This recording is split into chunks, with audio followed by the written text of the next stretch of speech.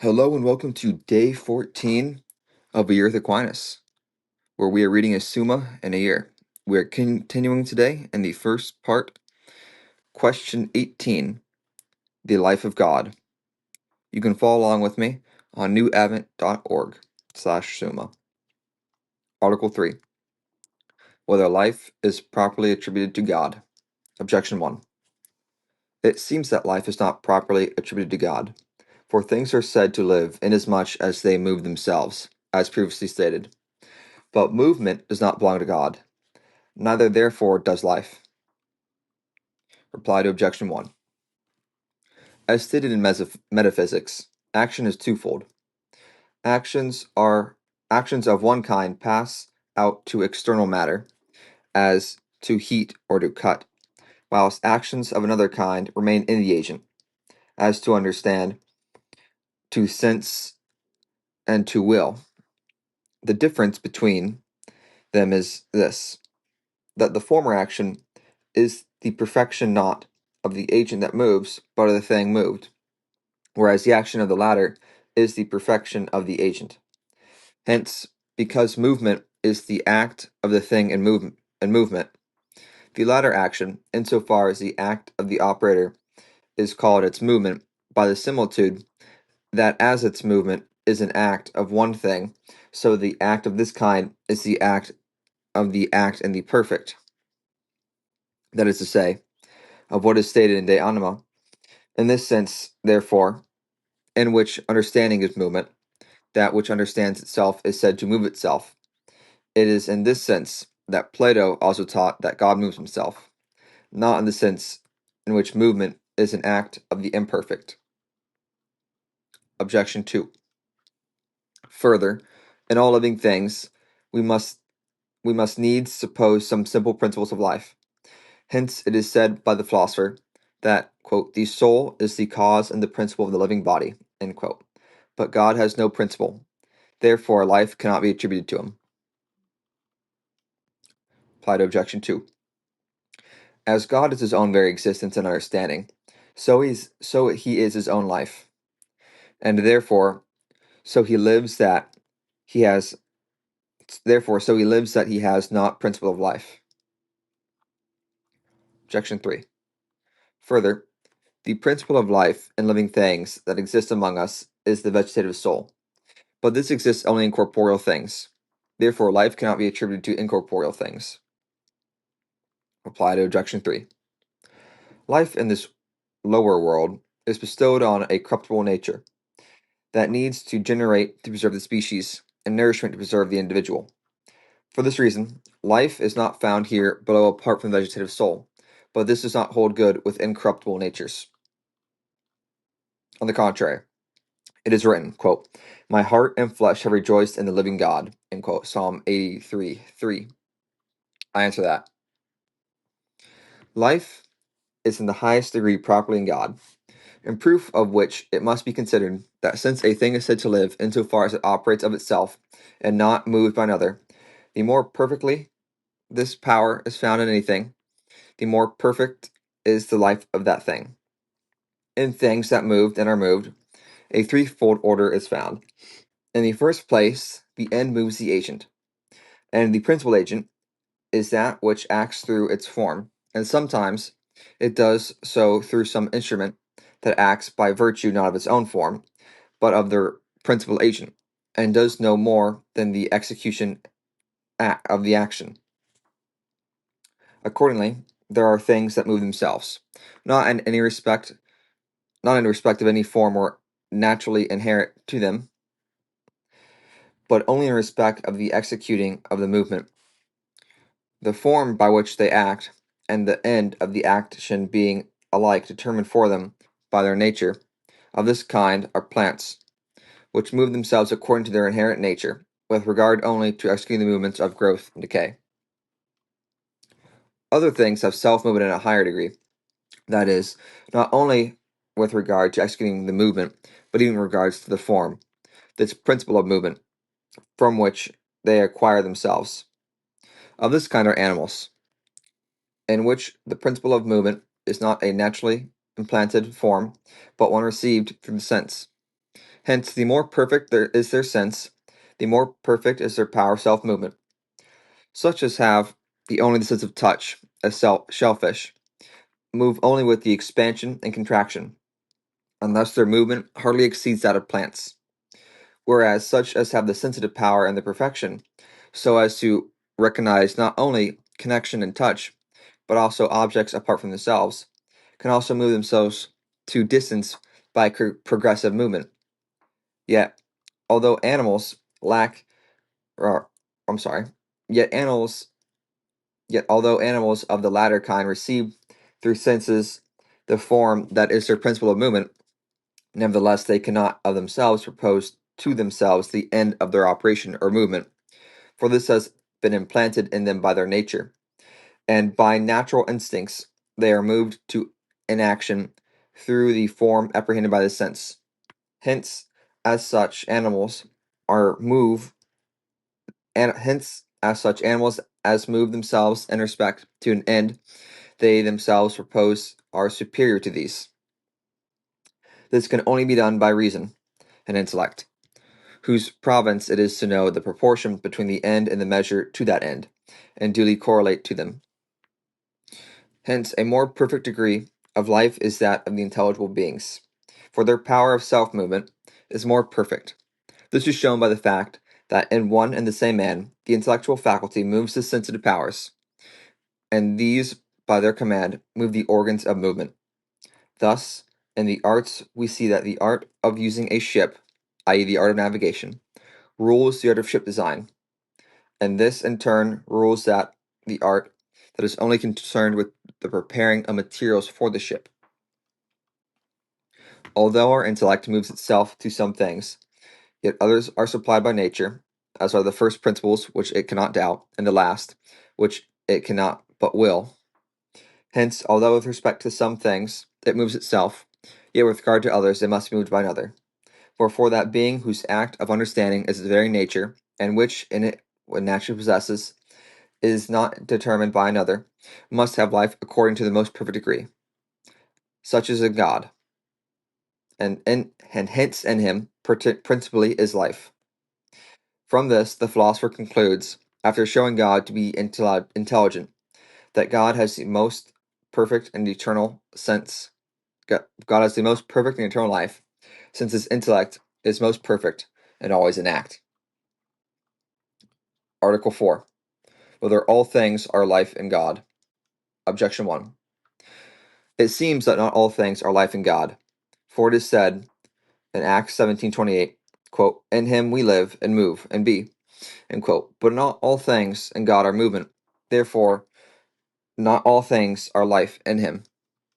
Reply to objection 1. Creatures are said to be in God in a twofold sense. In one way, so far as they are held together and preserved by the divine power, even as we say that things that are in our power are in us. And creatures thus are said to be in God, even as they exist in their own natures. In this sense, we must understand the words of the apostle when he says, quote, "In him we live, move, and be," end quote, since our being, living, and moving are themselves caused by God. In another sense, things are said to be in God as in him who knows them, in which sense they are in God through their proper ideas, in which God are not distinct from the divine essence. Hence, things as they are in God are the divine essence, and since the divine essence is life and not movement, it follows that things existing in God in this manner are not movement but life. Objection 2. Further, all things are in God as their first model, but things modeled ought to conform to the model. Since then, not all things have themselves in life, since not all things have life in themselves, it seems that all things are life in God. Reply to objection 2. The thing molded must be like the mold according to the form, not the mode of being. For sometimes the form has another kind in the model from which it has the thing molded. Thus, the form of the house has in the mind of the architect immaterial and intelligent being, but in the house that exists outside the mind, material and sensible being. Hence, the ideas of things, though not existing in themselves, are in the divine mind as having the divine existence in that mind. Objection 3. Further, as Augustine says, a living substance is better than a substance that does not live. If therefore things which in themselves have not life are in God, it seems that things exist more truly in God than in themselves. But this appears to be false, since in themselves they exist actually, but in God potentially. Reply to objection 3. If form only and not matter belong to natural things, then in all respects natural things would exist more truly in the divine mind by the ideas of them than in themselves. For which reason, in fact, Plato held that, quote, separate, quote, end quote, man was the true man, and that man, as he exists in matter, is only man by participation. But since matter enters into the being of natural things, we must say that those things have simply being in the divine mind more truly than in themselves, because in that mind they have an uncreated being, but in themselves a created being, whereas this particular being, a man, a horse, for example, has this being more truly in its own nature than in the divine mind, because it belongs to the human nature, to be material, which, as existing in the divine mind, it is not. Even so, a house has more nobler a being in the architect's mind than in matter, yet a material house is called a house more truly than one which exists in the mind, since the former is actual and the latter only potential. Section 4. Further, just as good things are made in time are known by God, so are bad things. And things that God can make, but he will never make. Section 4. Just as good things and things made in time are known by God, so are bad things, and things that God can make but will never make. If therefore all things are life in God, inasmuch as known by him, it seems that even bad things and things which will never be made are life in God, as known by him, and this appears inadmissible. Reply to objection 4. Although bad things are in God's knowledge, as being comprised under that knowledge, yet they are not in God as created by him, or preserved by him, or having their type in him. They are known by God, they're types of good things. Hence, it cannot be said that bad things are life in God. Those things that are not in time may be called life in God, insofar as life means understanding only, and inasmuch as they are understood by God, but not in so far not but not so in but not in so far as life implies the principle of operation. On the contrary, it is written that what was made in him was life. End quote. John 1, 3, and 4. But all things were made except God. Therefore, all things are life in God. I answer that. In God, to live is to understand, as stated before. In God, intellect, the thing understood, and the act of understanding are one and the same. Hence, whatever is in God as understood is the very living or life of God. Now, wherefore, since all things have been made by God are in him as things understood, it follows that all things in him are in the divine life itself. Question 19. The will of God. Article 1. Whether there is will in God. Objection 1. It seems that there is not will in God, for the object of the will is the end and the good, but we cannot assign to God any end. Therefore, there is not will in God. Reply to objection 1. Although nothing apart from God is his end, yet he himself is the end with respect to all things made by him. And this essence and this by his essence, for by his essence he is good, as shown above. For the end has the aspect of good. Objection 2. Further, will is a kind of appetite, but appetite, as is directed to things not possessed, implies imperfection, which cannot be imputed to God. Therefore, there is not will in God. Reply to objection 2. Will belongs to the appetitive part, which, although named from the appetite, has not for its only act the seeking of that which it does not possess, but also the loving and delighting in that which it does possess. In this respect, will is said to be in God, as having always good, which is its object, since, as already said, it is not distinct from its essence. Objection 3. Further, according to the philosopher, the will moves and is moved, but God is the first cause of movement, and himself is unmoved, as was proved in physics. Therefore, there is not will in him. Reply to objection 3. A will of which the principal object is good outside itself must be moved by another, but the object of the divine will is his goodness, which is his essence. Hence, since the will of God is his essence, it is not moved by another than itself, but by itself alone, in the same sense as understanding and will are said to be movement. This is what Plato meant when he said that the first mover moves itself. On the contrary, the Apostle says in Romans 12:2, quote, that you may prove what is the will of God, end quote. I answer that there is will in God, as there is intellect, since will falls upon intellect. For as natural things have actual existence by their form, so the intellect is actually intelligent by its intelligible form.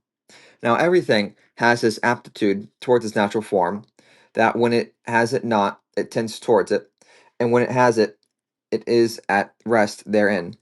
It is the same with every natural perfection, which is a natural good. This aptitude to good in things without knowledge is called natural appetite, whence also natural natures, or rather intellectual natures, have a like aptitude as apprehended through its intellectual form, so as to rest therein when possessed, and not and when not possessed, to seek to possess it, both of which pertain to the will. Hence, in every intellectual being there is will, just as in every sensible being there is animal appetite. So there must be will in God, since there is intellect in him, and as his intellect is his own existence, so is his will. Article 2. Whether God wills things apart from himself. Objection 1. It seems that God does not will things apart from himself. For the divine will is the divine existence, but God is not other than himself. Therefore, he does not will other things than himself. Reply to objection 1. The divine will is God's own existence essentially, yet they differ in aspect according to the different ways of understanding them and expressing them, as is clear from what has already been said. For when we say that God exists, no relation to any other object is implied, as we do imply when we say that God wills. Therefore, although he is not anything apart from himself, yet he does will things apart from himself. Objection 2.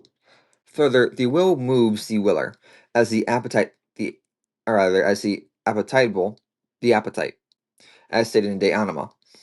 If, therefore, God wills anything apart from himself, his will must be moved by another, which is impossible. Reply to objection 2.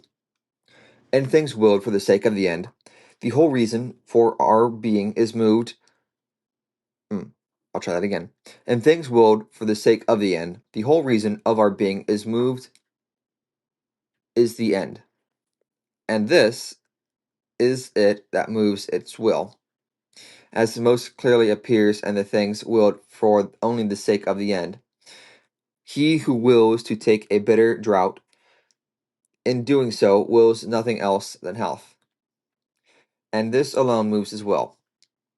It is different with the one who takes a draught that is pleasant, which anyone may will to do, for not only the sake of health, but also for its own sake. Hence, although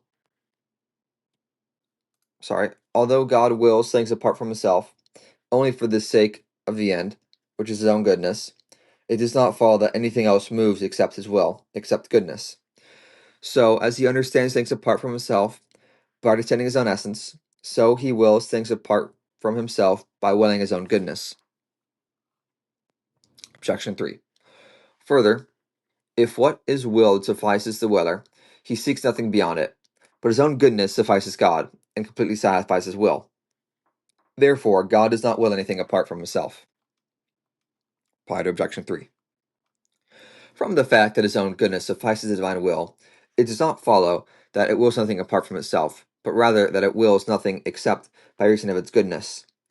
Thus, too, the divine intellect, though its perfections consist in its very knowledge of the divine essence, yet in the divine essence knows other things.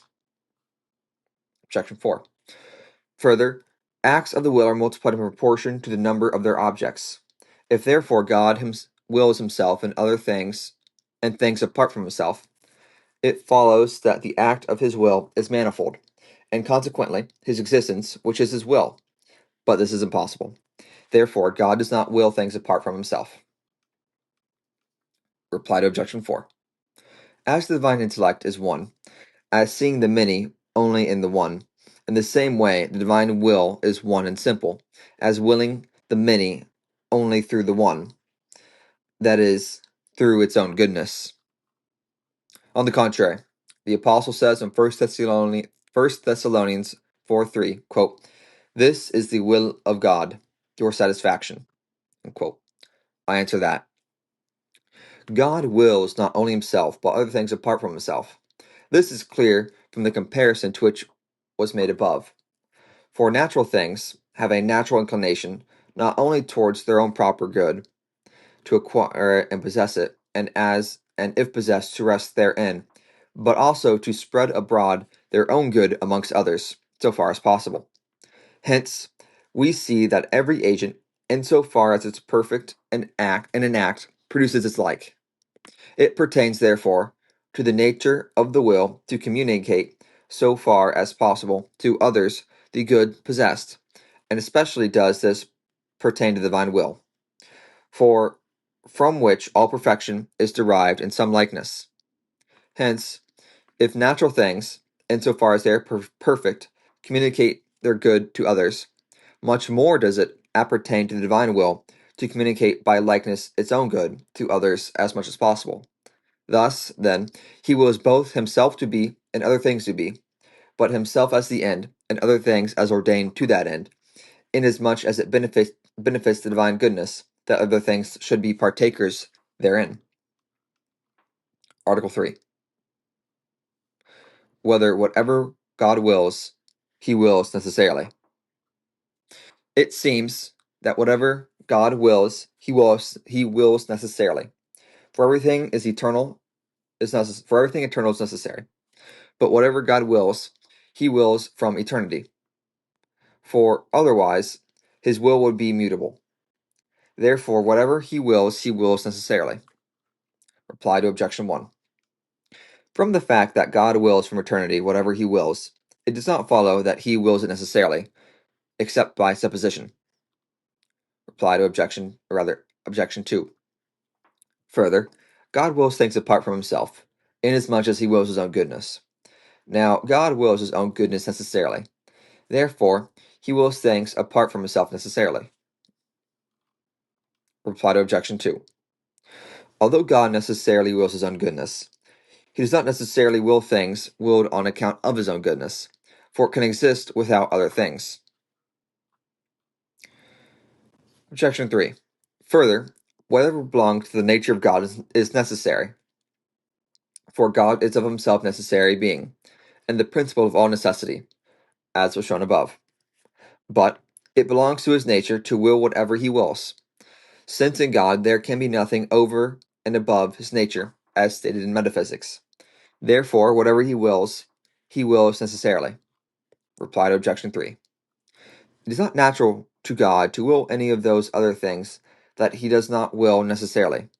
Yet it is not unnatural or contrary to his nature, but voluntary. Objection 4. Further, being that is not necessary, and being that is possible not to be, are one and the same thing. If therefore God does not necessarily will a thing that he wills, it is possible for him not to will it, and therefore possible for him to will what he does not will. And so the divine will is contingent upon one or the other of two things, and imperfect. since everything is contingent, is imperfect and mutable. Reply to objection 4. Sometimes a necessary cause has a non-necessary relation to an effect, owing to the deficiency in the effect and not in the cause. Even so, the sun's power has a non-necessary relation to some contingent events on the earth, owing to a defect not in the solar power, but in the effect that precedes the necessary, but in the effect that proceeds not necessarily from the cause. In the same way, that God does not necessarily will some of the things that he wills, does not result from defect in the divine will, but from a defect belonging to the nature of the thing willed, namely, that the perfect goodness of God can be without it, namely that the perfect goodness of God can be without it, and such a defect accompanies all created goods. Objection 5. Further, on the part of that which is indifferent to one or the other of two things, no action results unless it is inclined to one or the other by some other power, as the commentator says. If then the will of God is indifferent with regard to anything, it follows that his determination to act comes from another, and thus he has some cause prior to himself. Objection 5. Reply to objection 5. A naturally contingent cause must be determined to act by some external power. The divine will, which by its nature is necessary, determines itself to will things to which it has no necessary relation. Objection 6. Further, whatever God knows, he knows necessarily. But as the divine knowledge is his essence, so is the divine will. Therefore, whatever God wills, he wills necessarily. Reply to objection 6. As the divine essence is necessary of itself, so is the divine will and the divine knowledge. But the divine knowledge has a necessary relation to the thing known, not the divine will to the thing willed. Therefore, the reason for this is that the knowledge of the thing as they exist is in the knower, but the will is directed to the thing as they exist in themselves. Since then, all other things have necessary existence inasmuch as they exist in God, but no absolute necessity as to be necessary in themselves, insofar as they exist in themselves. It follows that God knows necessarily whatever he wills, but does not will necessarily whatever he wills.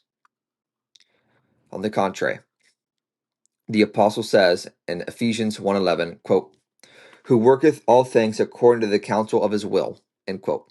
Now, what we work according to the counsel of the will, we do not will necessarily. Therefore, God does not will necessarily whatever he wills. I answer that. There are two ways in which a thing is said to be necessary, namely, absolutely, and by supposition. We judge a thing to be absolutely necessary from the relation of the terms as when the predicate forms a part of the definition of the subject. Thus, it is absolutely necessary that a man is an animal.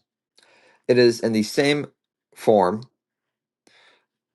it is the same when the subject forms part of the notion of the predicate. Thus, it is absolutely necessary that a number must be odd or even. In this way, it is not necessary that Socrates sits.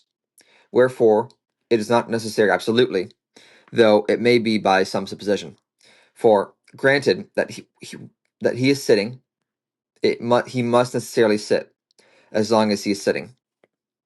Accordingly, as to things willed by God, we must observe that he wills something of absolute necessity. But this is not true that of all that he wills. For the divine will has a necessary relation to the divine goodness, since that it is his proper object. Hence, God wills his own goodness necessarily, even as we will our own happiness necessarily, and as any other faculty has necessary relations to its proper and principal object. For instance, the sight to color, since it tends to by its own nature. But God wills things apart from himself, insofar as they are ordered to his own goodness as their end. Now, in willing an end, we do not necessarily will things that conduce to it, or to take ship in order to cross the sea. That conduce to it, unless they are such that the end cannot be attained without them, as we order food to preserve the life, or the ship in order to cross the sea. But we do not necessarily will things without which the end is attainable, such as a horse for a journey, which we can take on foot, for we can make the journey without one. The same applies to the other means. Hence, since the goodness of God is perfect, and can exist without other things, inasmuch as no perfection can occur to him from them, it follows that his willing things apart from himself is not absolutely necessary. Yet it can be necessary by supposition. For supposing that he wills a thing, then he is unable not to will it, as his will cannot change. Article 4. Whether the will of God is the cause of things. Objection 1. It seems that the will of God is not the cause of things. For Dionysius says, quote, as our sun, not by reason or by pre-election, but by its very being, enlightens all things that can participate in its light, so the divine good, by its very essence, pours the rays of goodness upon everything that exists. End quote. But every voluntary agent acts by reason and pre-election. Therefore, God does not act by will, and so his will is not the cause of things. Reply to objection 1. Dionysius, in these words, does not intend to exclude election from God absolutely, but only in a certain sense, insofar as he communicates his goodness not merely to certain things, but to all, and as election implies a certain distinction. Objection 2. Further, the first in any order is that which is essential so. Thus, in order of burning things, that which comes first, which is fire by its essence, but God is the first agent. Therefore, he acts by his essence, and that is his nature. He acts then by nature and not by will. Therefore, the divine will is not the cause of things. Reply to objection 2. Because the essence of God is his intellect and will, from the fact of his acting by his essence, it follows that he acts after the mode of the intellect and will. Objection 3. Further, whatever is the cause of anything, through being such a thing, is the cause by nature, not by will. For fire is the cause of heat, as being itself hot, whereas an architect is the cause of a house, because he wills to build it. Now, Augustine says, quote, because God is good, we exist, end quote. Therefore, God is the cause of things by his nature, and not by his will. Reply to objection 3. Good is the object of the will. The words, therefore, quote, because God is good, we exist, end quote, are true inasmuch as his goodness is the reason of his willing all other things, as said before. Objection 4. Further, of one thing there is one cause, but the created things are the knowledge of God, as said before. Therefore, the will of God cannot be considered the cause of things. Reply to objection 4.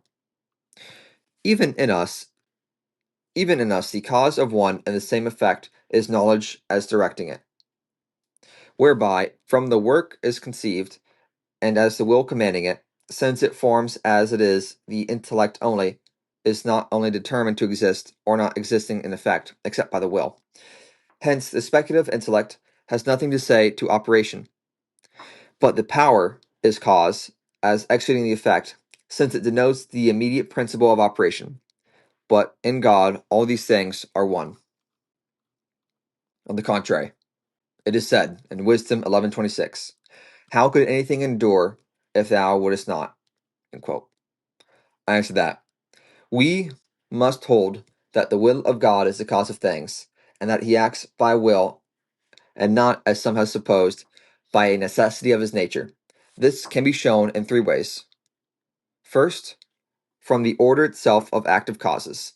Since both intellect and nature act for an end, as proved in physics, the natural agent must have the end and the necessary means predetermined for it by some higher intellect. As the end and definite movement is predetermined for the arrow by the archer, Hence, the intellect and voluntary agent must precede the agent that acts by nature. Hence, since God is the first in the order of agents, he must act by will and intellect.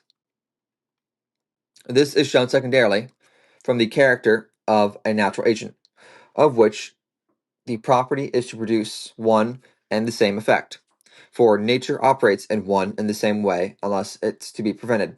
This is because the nature of the act is according to the nature of the agent, and hence, as long as it has nature, it acts will be in accordance with that nature, for every natural agent has a determinate being.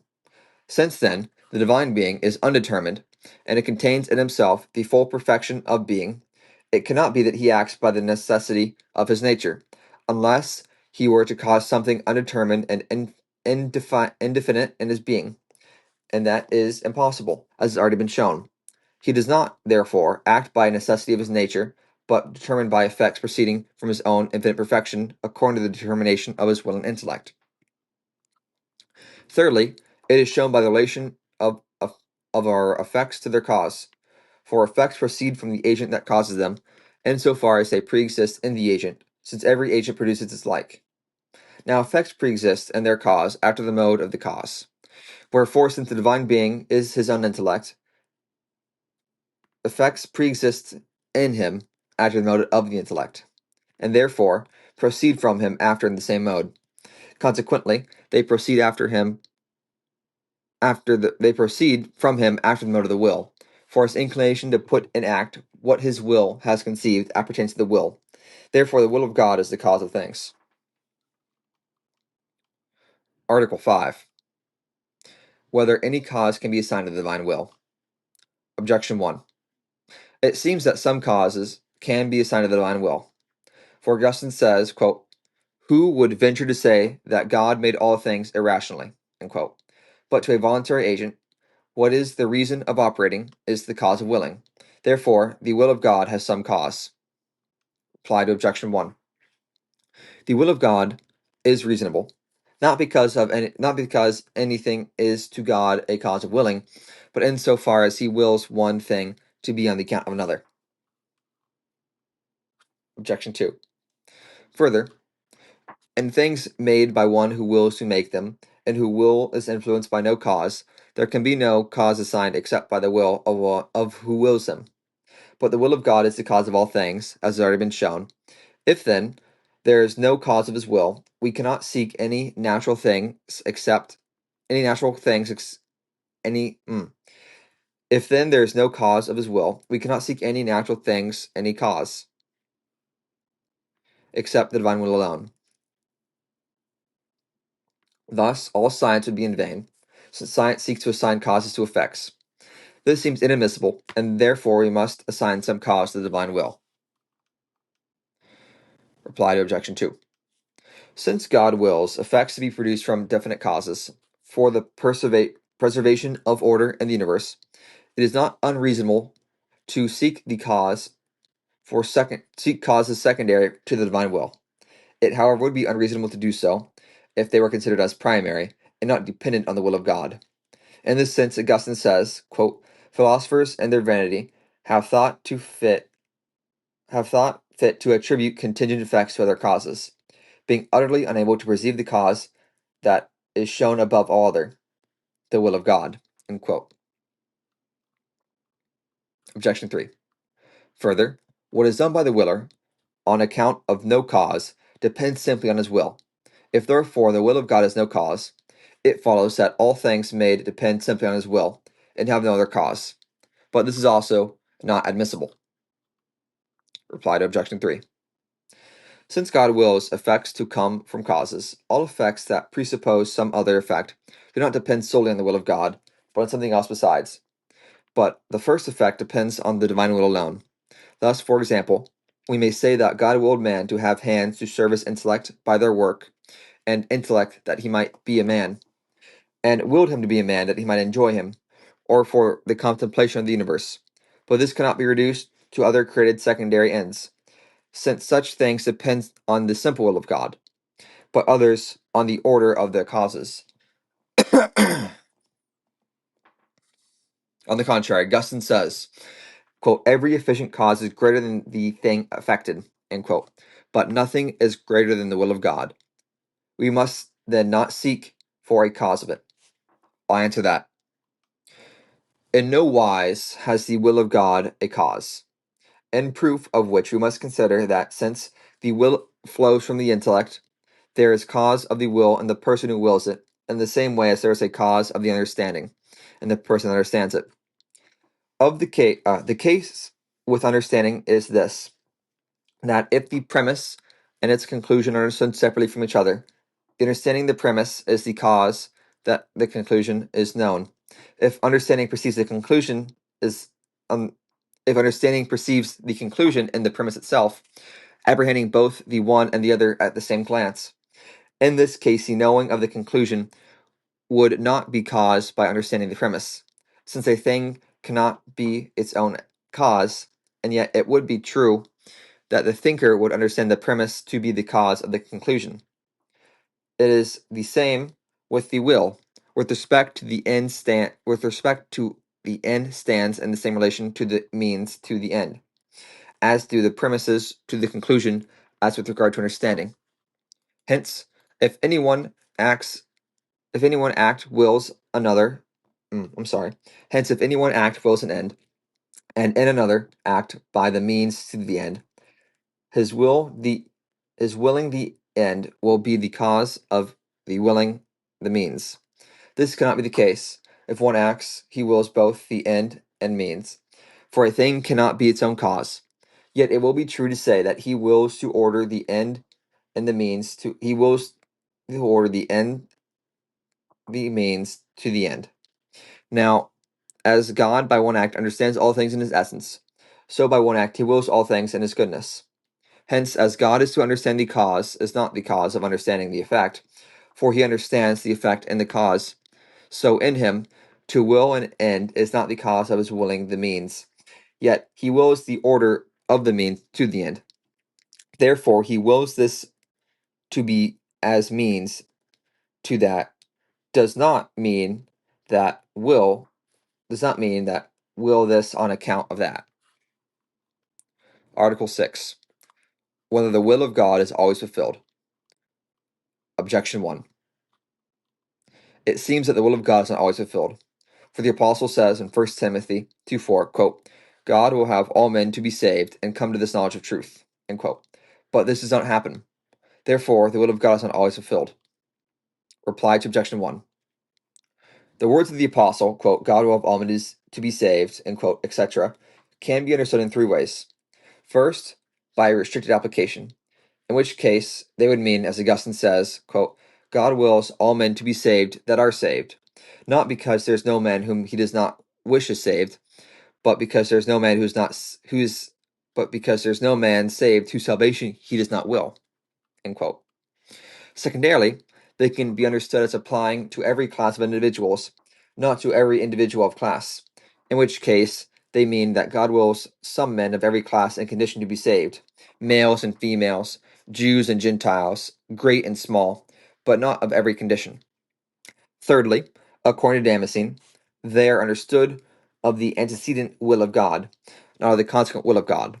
This distinction must not be taken as applying to the divine will itself, in which there is nothing antecedent nor consequent, but to the things willed. To understand this, we must consider that everything, insofar as it is good, is willed by God.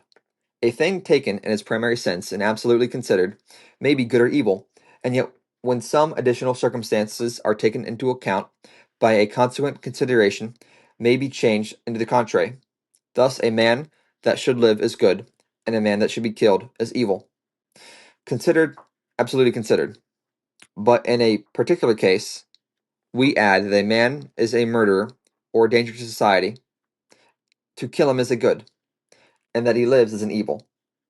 Hence, it may be said of a just judge that antecedently he wills all men to live, but consequently he wills the murderer to be hanged. In the same way, God antecedently wills all men to be saved, but consequently wills some to be damned, as his justice exacts. Nor do we will simply what we will antecedently, but rather we will it in a qualified manner. For the will is directed to the things as they are in themselves, and in themselves they exist under particular qualifications. Hence, we will a thing simply inasmuch as we will it when all particular circumstances are considered. And this is what we meant by willing consequently. Thus it may be said that a just judge wills simply the hanged of a murderer, but in a qualified manner that he would will him to live, to wit, inasmuch as he is a man. Such a qualified will may be called a willingness rather than an absolute will. Thus it is clear that whatever God speaks simply wills take place. Let me try that again. Thus it is clear that whatever God simply wills takes place, although what he wills antecedently may not take place. Objection 2. Further, as in relation to the knowledge of truth, so is the will to the good. Now God knows all truth, therefore he wills all good. But not all good actually exists, for much more good might exist. Therefore the will of God is not always fulfilled. Reply to objection 2. An act of the cognitive faculty is according as the thing known is in the knower, while an act of the appetite faculty is directed to the thing as they exist in themselves. But all that can have the nature of being in truth virtually exists in God, though it does not exist in created things. Though it does not all exist in created things. Therefore, God knows all truth, but does not will all good, except insofar as he wills himself, in whom all good virtually exists. Objection 3. Further, since the will of God is the first cause, it does not exclude intermediate causes, but the effect of the first cause may be hindered by a defect of a secondary cause, as the effect of the motive power may be hindered by the weakness of the limb. Therefore, the effect of the divine will may be hindered by a defect of the secondary causes. The will of God, therefore, is not always fulfilled. Reply to objection 3. A first cause may be hindered in its effect by deficiency in secondary causes when it is not the universal first cause, including within itself all causes. For then the effect could in no way escape its order. And thus it is with the will of God, as said above. On the contrary, it is said in Psalm 13:11, quote, God hath done all things, whatsoever he would. I answer that. The will of God must needs always be fulfilled, in proof of which we must consider that since an effect is conformed to the agent according to its form, the rule is the same with the active causes as with the formal causes. The rule in forms is this, that although a thing may fall short of any particular form, it cannot fall short of the universal form. For though a thing may fail to be, for example, a man or a living being, yet it cannot fail to be a being. Hence, the same must happen in active causes. Something may fall outside the order of any particular active cause, but not outside the order of the universal cause, under which all particular causes are included. And if any particular cause fails of its effect, this is because of the hindrance of some other particular cause, which is included in the order of the universal causes, of the universal cause rather. Therefore, an effect cannot possibly escape the order of universal cause. Even in corporeal things, this is clearly seen. For it may happen that a star is hindering from producing its effect, yet whatever effect it does result in corporeal things from this hindrance of a corporeal cause must be referred through an intermediate cause to the universal influence of the first heaven. Since then, the will of God is the universal cause of all things, it is impossible that the divine will should not produce its effect. Hence, that which seems to depart from the divine will in one order returns to it in another, as does the sinner, who by sin falls away from the divine will, inasmuch as he lies in him, yet falls back into the order of will when he is by its justice punished. And we will continue tomorrow on Article 7, whether the will of God is changeable. Now, I hope you've enjoyed this episode of reading the Summa Theologica in a year. If you did, I would hope you'd want to share it with someone, and I hope you have a good day.